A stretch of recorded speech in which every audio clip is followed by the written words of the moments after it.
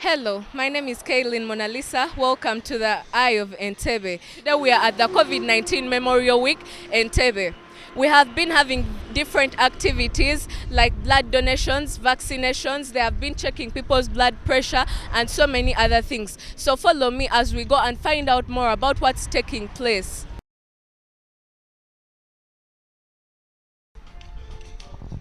We are now at a tent and I see doctors. Let's find out more about what they are doing. Good afternoon, sir.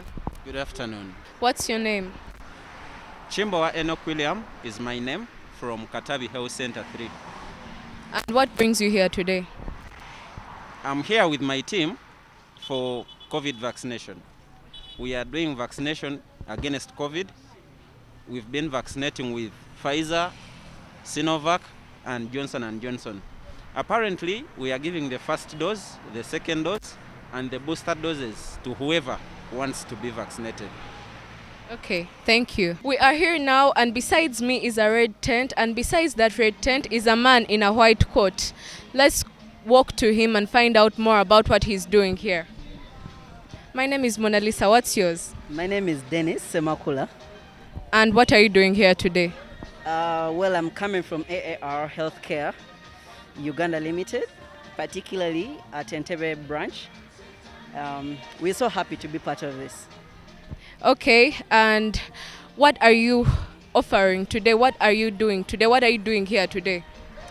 Um, when we were reached out to about being part of the story of COVID-19, we commemorating the people that lost, who are affected and both infected with COVID-19. We thought that we would be part of the great cause such as this, as AAR Healthcare Entebbe. Okay, so as a doctor, what is one of those memories of COVID-19 that made you feel like, yes, it's not the end? What is one of those memories that made you feel like, yes, maybe we can still do something about COVID? COVID has come, but it's not the end. Thank you so much for that question.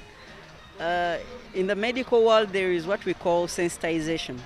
Once you get an infection, usually the body has, it records the illness, and then the next time it comes, the body is well able to fight it off.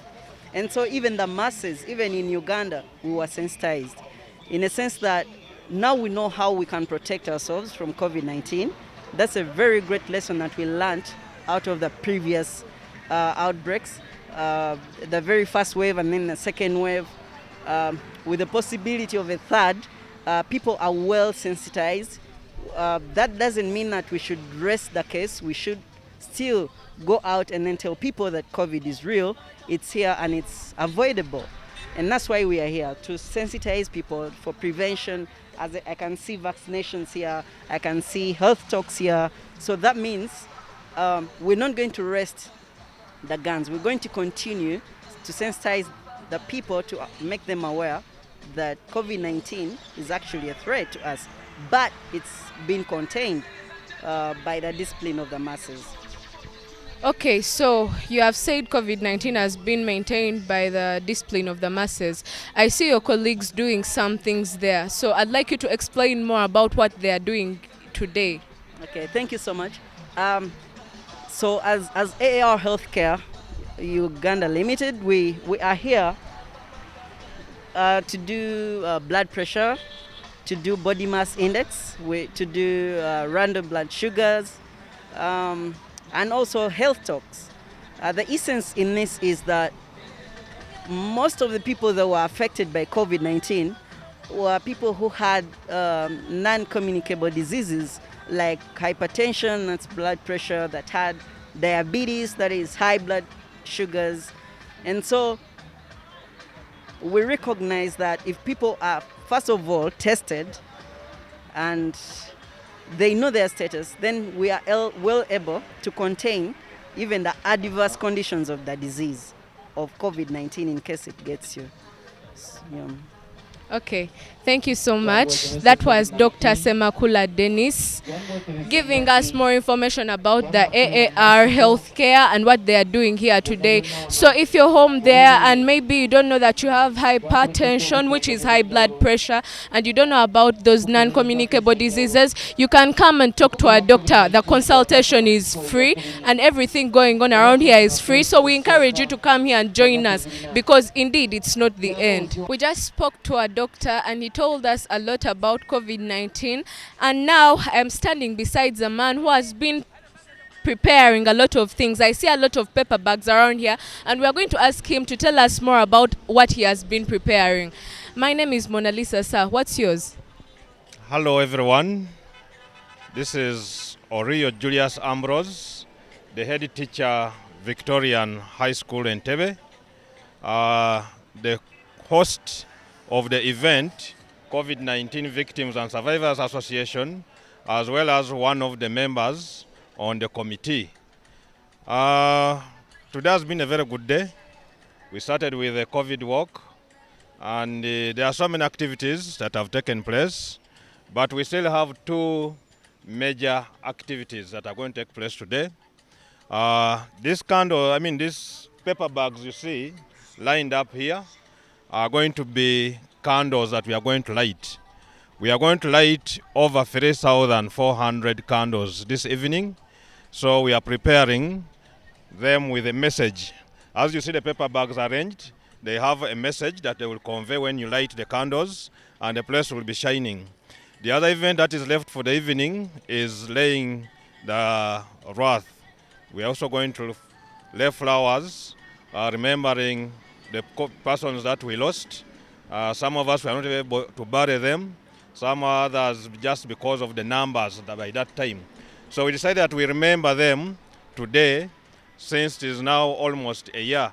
That cooperation we had during the COVID-19 is the same idea that we have, that we all should always share from now, and it's going to be an annual event. We are going to have it annually, and then tomorrow we shall crown the day with a lot of events. We shall begin with a marathon that is from 6 to around 8:39. We have a 5-kilometer run, and then we have a 10-kilometer run. We shall be glad to see all of you there tomorrow. Then from there we shall have prayers. We shall start prayers from 11. The prayers will be led by Church of Uganda. And then we shall have our guest of honor, who is the ambassador, German ambassador to Uganda. His Excellency Shua will be here with us. Then we shall crown the day with football. We shall have the children beginning in first. Then we shall have the old, the aged, and then we shall have the youth who are energetic to crown the day. So, why do we remember this day? COVID-19 affected all of us, so we are sharing ideas, sharing views, sharing experiences. And really, if you looked at these clips, there are so many experiences and so many things to learn from. Me as a teacher, the head teacher of Victorian High School, teachers were affected. They told us they were giving us 20 billion, which disappeared in thin air. So most of the teachers became beggars almost. But however, we learned a lot. We decided to go into small projects that would give us some money, poultry rearing. We have vegetable growing and selling. Those who could manage goat rearing.